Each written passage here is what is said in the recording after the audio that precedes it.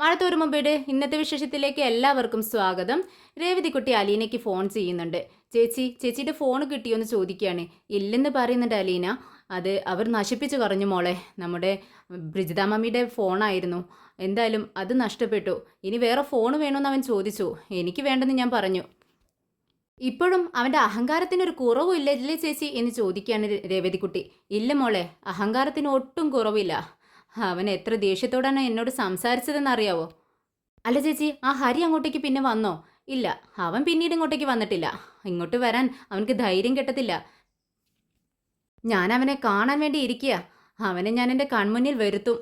ഇത് കേട്ടിട്ട് രേവതിക്കുട്ടി പറയുന്നുണ്ട്, അല്ല ചേച്ചി, ഈ മറ്റേ കാര്യങ്ങളെ, ഈ രോഹിത്തിൻ്റെയും ഹരിയും കാര്യങ്ങളൊക്കെ ചേച്ചി നമ്മുടെ സാറിനോട്, ബാലചന്ദ്രൻ സാറിനോട് പറഞ്ഞോ? ഇല്ല മോളെ, ഞാൻ പറഞ്ഞിട്ടില്ല.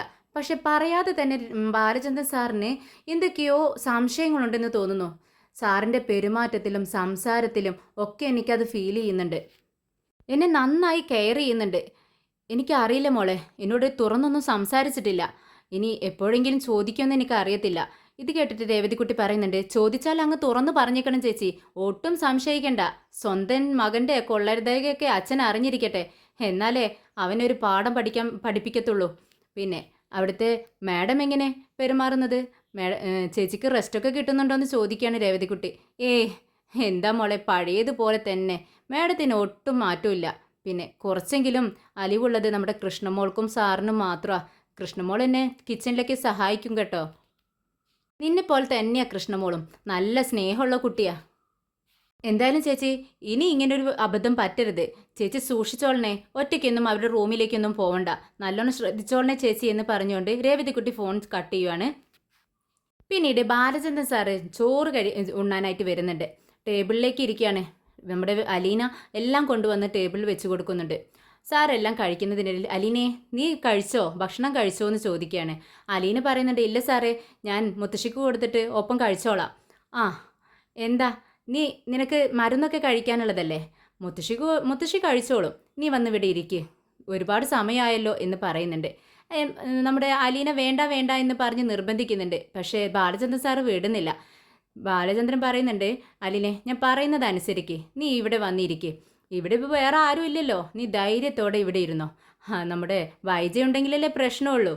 അങ്ങനെ നമ്മുടെ ബാലചന്ദ്രൻ്റെ നിർബന്ധത്തിന് വഴങ്ങി അലീന അവിടെ ചോറുണ്ണാനായിട്ട് ടേബിളിൽ തന്നെ ബാലചന്ദ്രൻ്റെ അരികിൽ ഒരു ചെയർ ഇട്ടിട്ട് ഇരിക്കുകയാണ്. ബാലചന്ദ്രൻ അവൾക്ക് വിളമ്പി കൊടുക്കുന്നുണ്ട്. ഒരച്ഛൻ ഒരു മകളോടുള്ള സ്നേഹം എങ്ങനെയാണോ അതുപോലെ തന്നെയാണ് ബാലചന്ദ്രൻ അലീനയോട് പെരുമാറുന്നത്. ചോറും കറികളും എല്ലാം വിളമ്പി കൊടുക്കുന്നു. ബാലചന്ദ്രൻ്റെ ഈ സ്നേഹം കണ്ടിട്ട് അലീനയ്ക്ക് ഒരുപാട് സന്തോഷമാവുന്നുണ്ട്, അത്ഭുതമാവുന്നുണ്ട്. ബാലചന്ദ്രൻ്റെ മുഖത്തേക്ക് തന്നെ നോക്കിയിരിക്കുകയാണ് അവൾ. അലീന, നീ എന്താ ഇങ്ങനെ നോക്കുന്നത്? നോക്കിയിരിക്കാണ്ട് ഭക്ഷണം കഴിക്കുമെന്ന് പറയുകയാണ്. അങ്ങനെ ഭക്ഷണം കഴിച്ചുകൊണ്ടിരിക്കുന്നുണ്ട്. ബാലചന്ദ്രന് ഒരുപാട് കാര്യങ്ങൾ അലീനയിൽ നിന്നും അറിയാനുണ്ട്, ചോദിക്കണമെന്നുണ്ട്. പക്ഷേ അങ്ങ് മനസ്സ് വരുന്നില്ല. ഭക്ഷണം കഴിച്ചു കഴിഞ്ഞതും കോളിബെല്ലടിക്കുന്ന സൗണ്ട് കേട്ട് അലീന ചെന്ന് ഡോറ് തുറന്നു കൊടുക്കുകയാണ്. നമ്മുടെ മനുവാണ് മുറ്റത്ത് നിൽക്കുന്നത്. മനുവിനെ കണ്ട് അലീനയ്ക്ക് ഒരുപാട് സന്തോഷമാവുകയാണ്. മനുവേട്ടനോ, വാ മനുവേട്ട എന്ന് പറഞ്ഞ് അകത്തേക്ക് വിളിക്കുകയാണ്. അങ്കിളെ, എന്താ ഭക്ഷണം കഴിക്കലൊക്കെ കഴിഞ്ഞോ എന്ന് ചോദിക്കുകയാണ് നമ്മുടെ ബാലചന്ദ്രനോട്. മനുവിനെ കണ്ടിട്ട് ബാലചന്ദ്രൻ പറയുന്നുണ്ട്, എടാ മനു, നീ എന്താ ഇന്ന് വർക്കിനൊന്നും പോയില്ലേ? പിന്നെ വർക്ക് ഫ്രം ഹോം അല്ലേ അങ്കിളെ, അതുകൊണ്ട് പ്രശ്നമില്ല എന്ന് പറയുന്നുണ്ട് മനു. ഞാൻ മുത്തശ്ശിയും കാണാം, അലീൻ്റെ വിശേഷങ്ങളൊക്കെ അറിയാലോ എന്ന് വെച്ചിട്ട് വന്നതാ അങ്കിളെ എന്ന് പറയുന്നുണ്ട്. നീയെങ്കിലും ഉണ്ടല്ലോ അലീനയുടെ കാര്യങ്ങളൊക്കെ അന്വേഷിക്കാൻ. അതെന്തായാലും നന്നായി, നീ ഇവിടെ വന്ന് ഇരിക്കുകയെന്ന് പറയുന്നു. അങ്ങനെ ബാലചന്ദ്രൻ്റെ അടുത്ത് വന്ന് ഇരിക്കുന്നുണ്ട് മനു. ബാലചന്ദ്രൻ ഞാൻ ഇപ്പോൾ വരാം എന്ന് പറഞ്ഞുകൊണ്ട് റൂമിലേക്ക് പോവുകയാണ്. അപ്പോഴേക്കും മനു മുത്തശ്ശിയെ കാണാനായിട്ട് ചെല്ലുന്നുണ്ട്. മോനെ, നീ എപ്പോൾ വന്നടാ? ഞാനിതാ ഇപ്പോൾ ഇങ്ങ് വന്നതേ ഉള്ളൂ മുത്തശ്ശി സുഖമല്ലേ? എന്താ അലീനയുടെ വിശേഷങ്ങൾ? അലീനയ്ക്ക് കുഴപ്പമൊന്നുമില്ലല്ലോ എന്ന് അലീന മുത്തശ്ശിയെ നന്നായി നോക്കുന്നില്ലേ എന്ന് ചോദിക്കുകയാണ്. അവൾ എന്താ നോക്കാതെ? അവൾ അവളുടെ കാര്യം ശ്രദ്ധിച്ചില്ലെങ്കിലും എൻ്റെ കാര്യം ശ്രദ്ധിക്കും. പിന്നെ ഞാനിപ്പോൾ അവളെൻ്റെ മെഡിസിൻ മാത്രം എടുത്തു തന്നാൽ മതി എന്ന് പറഞ്ഞിരിക്കുക. അവളുടെ ശരീരമൊക്കെ ഒന്ന് ശരിയാവട്ടെ. ഇപ്പോഴും അവൾക്ക് വേദനയും റെസ്റ്റും ഒക്കെ വേദന ഉണ്ടായിരിക്കും. അവൾ റെസ്റ്റ് എടുക്കട്ടെ എന്ന് പറയുകയാണ് മുത്തശ്ശി. പിന്നീട് ബാലചന്ദ്രൻ്റെ വിളി കേൾക്കുന്നതിന് മനു, നീ എവിടെയാണെന്ന് ഇങ്ങനെ ചോദിക്കുന്നുണ്ട്. ഞാനിവിടെ ഉണ്ട് അങ്കിളേ, ഇതാ വരുന്നു എന്ന് പറഞ്ഞുകൊണ്ട് മനു ഹാളിലേക്ക് ചെല്ലുവാണ്. അപ്പോൾ ഒരു കവറുണ്ട് നമ്മുടെ ബാലചന്ദ്രൻ്റെ കയ്യിൽ. മനു ബാലചന്ദ്രൻ്റെ അടുത്ത് ചെന്നിരിക്കാൻ. എന്താ അങ്കിളേ? ഉടനെ തന്നെ ബാലചന്ദ്രൻ തൻ്റെ കയ്യിലുള്ള കവർ എടുത്തിട്ട് മനുവിൻ്റെ നേരെ നീട്ടിക്കൊണ്ട് പറയുന്നുണ്ട്, മനു ഈ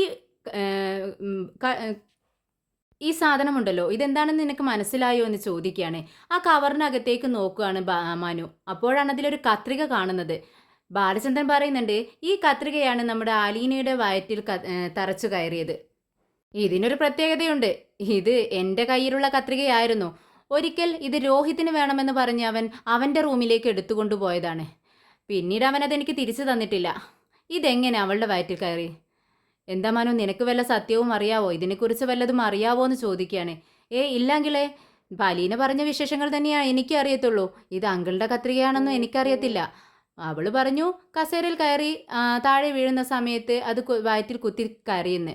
ആ ഒരു വിവരം മാത്രമേ. അത് ആരുടെ കത്രികയാണെന്നോ എവിടുന്ന് കിട്ടിയെന്നോ ഒന്നും ഞാൻ ചോദിച്ചിട്ടില്ല. വിശദമായിട്ടൊന്നും അവൾ പറഞ്ഞിട്ടില്ലെന്നും മനു പറയുന്നു. ഇത് കേട്ടിട്ട് ബാലചന്ദ്രൻ മനുവിനെ സൂക്ഷിച്ചു നോക്കുന്നുണ്ട്. മനു, നിനക്ക് പല കാര്യങ്ങളും അറിയാമെന്ന് എനിക്കറിയാം. നീ ഇനി ഒന്നും മറച്ചു വെക്കണ്ട. എനിക്ക് വിശദമായി അറിയണം. ചില കാര്യങ്ങളൊക്കെ അറിഞ്ഞുകൊണ്ട് തന്നെയാണ് ഞാനിത് നിന്നോട് ചോദിക്കുന്നത്. ഇത് കേട്ടതും മനുവിന് കാര്യങ്ങളെല്ലാം മനസ്സിലാവുകയാണ്. ബാലചന്ദ്രൻ എല്ലാ കാര്യങ്ങളും അറിഞ്ഞിരിക്കുന്നു. അതുകൊണ്ട് തന്നെയാണ് തന്നോട് വിശദമായി ചോദിക്കുന്നത് മനസ്സിലാവുന്നുണ്ട്. പെട്ടെന്ന് മനു പറയുന്നുണ്ട്, അത് അങ്കിളെ, എന്നോട് അലീന പ്രോമിസ് ചെയ്തിരുന്നു ആരോടും പറയരുതെന്ന്. അതുകൊണ്ടാണ് ഞാൻ ആ അങ്കിളിനോട് പോലും മറച്ചു വെച്ചത്. അല്ലാതെ ഒന്നുമല്ല. പിന്നെ അങ്കിൾ ഇതറിഞ്ഞാൽ ഒരുപാട് വിഷമിക്കുമെന്നും എനിക്കറിയാം. അതുകൊണ്ടാണ് ഞാൻ പറയാതിരുന്നതെന്ന് പറയുന്നു. എന്തായാലും ഞാനിപ്പോൾ അറിഞ്ഞല്ലോ എന്താ സംഭവമെന്ന് ചോദിക്കുകയാണ്. അങ്ങനെ നമ്മുടെ മലീന പറഞ്ഞ എല്ലാ വിവരങ്ങളും നമ്മുടെ ബാലചന്ദ്രനോട് മനു തുറന്നു പറയുകയാണ്. അങ്കിളെ, രോഹിത്തും ഹരിയും ചേർന്ന് ജ്യൂസിൽ മയക്കുമരുന്ന് ചേർത്ത് അവൾക്ക് കൊടുത്തു. എന്നിട്ട് അവളെ ആക്രമിക്കാനായി ചെന്ന സമയത്ത് സ്വയം രക്ഷയ്ക്ക് വേണ്ടി അലീന അവിടെ രോഹിത്തിൻ്റെ റൂമിലുണ്ടായിരുന്ന കത്രിക എടുത്ത് സ്വയം കുത്തുകയായിരുന്നു അങ്കിളെ. അവളുടെ മാനം രക്ഷിക്കാൻ വേണ്ടിയാണ് അത് ചെയ്തത്. അങ്ങനെ ചെയ്തത് നന്നായി. പക്ഷേ ഇനി ഒരിക്കലും ഈ ചതി അവളോട് ചെയ്യാൻ പാടില്ല അങ്കിളെ. അതിനുവേണ്ടി നമ്മൾ മുൻകരുതലെടുക്കണം. ഞാൻ എന്തായാലും ഹരിയെ കാണേണ്ടതുപോലെ തന്നെ കണ്ടിട്ടുണ്ട്. പക്ഷേ രോഹിത്തിനെ എൻ്റെ കയ്യിൽ കിട്ടിയിട്ടില്ല. അവൻ്റെ കാര്യം അങ്കിൾ നോക്കിക്കൊള്ളണം. ഇനി അവൻ ഈ അലീനയ്ക്ക് നേരെ കൈ ഉയർത്താൻ പാടില്ല അങ്കിളെ. അതിനുള്ള ഏർപ്പാട് ശ്രദ്ധയ്ക്ക് കൊടുക്കേണ്ടത് അങ്കിളാണ്. നീ പറഞ്ഞത് ശരിയാ മനു. ഇനി അവളുടെ കാര്യം ഞാൻ ശ്രദ്ധിച്ചോളാം.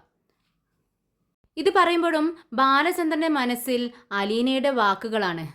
അലീന രോഹിത്തിന് തൻ്റെ ആങ്ങളെയാണല്ലോ എന്ന് പറയുന്ന ആ വാക്കുകൾ, തൻ്റെ സ്വന്തം രക്തമാണല്ലോ എന്ന് ഫോണിലൂടെ രേവതിക്കുട്ടിയോട് പറഞ്ഞ വാക്കുകളാണ് നമ്മുടെ ബാലചന്ദ്രൻ്റെ മനസ്സിലുണ്ട്. പക്ഷേ മനുവിൻ്റെ വായിൽ നിന്നും ആ ഒരു സംഭവം മാത്രം വീഴാത്തത് കൊണ്ട് ബാലചന്ദ്രന് മനസ്സിലാവുന്നുണ്ട്. അപ്പോൾ അലീനയും രോഹിത്തും ഒരമ്മ പെറ്റ മക്കളാണെന്ന് മനുവിന് അറിയത്തില്ലേ? അത് അറിയത്തില്ലായിരിക്കും. അതായിരിക്കും എന്നോട് പറയാത്തതെന്ന് ബാലചന്ദ്രന് മനസ്സിലാവുകയാണ്. അങ്ങനെ ആ വലിയൊരു രഹസ്യം ബാലചന്ദ്രൻ മറച്ചു വെക്കുന്നു. തൽക്കാലം മനുവിനോട് പറയണ്ട, കുറച്ച് കഴിയട്ടെ എന്നിങ്ങനെ ചിന്തിക്കുകയാണ് ബാലചന്ദ്രൻ. പിന്നീട് വൈകുന്നേരം ആവുമ്പോഴേക്കും നമ്മുടെ വൈജയന്തി വരുന്നുണ്ട്. വൈജയന്തി വന്ന് കോളിംഗ് ബെല്ലടിക്കുകയാണ്. ഡോറ് തുറന്നു കൊടുക്കുന്നത് ബബിതയും. ബബിതയെ കണ്ടതും വളരെ രൂക്ഷമായൊരു നോട്ടാണ് വൈജയന്തി നോക്കുന്നത്. ഒട്ടും മയമില്ല. സാധാരണ നമ്മുടെ വൈജയന്തി അത്ര ചിരിക്കുന്ന ആളൊന്നുമല്ല. വളരെ ഗൗരവമുള്ള മുഖം തന്നെയാണ്. ഡോറ് തുറന്നതും ബബിതയെ കണ്ടതും ദേഷ്യത്തോടെ നോക്കുന്നത് കൊണ്ട് എന്താ അമ്മേ എന്ന് ചോദിക്കുകയാണ്. പറയാൻ പലതുമുണ്ടെന്ന് പറഞ്ഞ് ഒരർത്ഥം വെച്ചുള്ള സംസാരിച്ചിട്ട് അങ്ങ് അകത്തേക്ക് കയറി പോവുകയാണ് വൈജയന്തി.